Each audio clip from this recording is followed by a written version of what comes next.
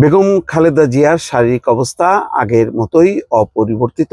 কিছুক্ষণ আগে আনুষ্ঠানিকভাবে জানিয়েছেন দলের সিনিয়র যুগ্ম মহাসচিব রুহুল কবির রিজভী।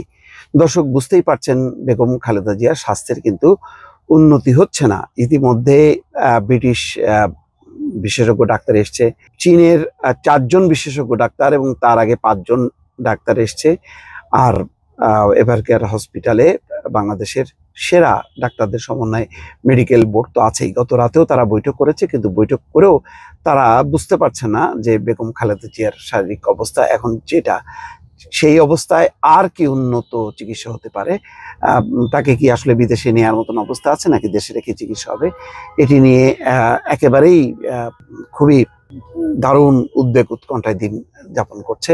আগামীকাল শুক্রবার সারা দেশে বেগম খালেদা জিয়ার সুস্থতার জন্য দলের পক্ষ থেকে, সরকারের পক্ষ থেকে মসজিদ উপাসনালয়ে বিশেষ দোয়া এবং মোনাজাতের আয়োজন করা হয়েছে। দর্শক, আপাতত এই হচ্ছে বেগম খালেদা জিয়ার শারীরিক অবস্থা।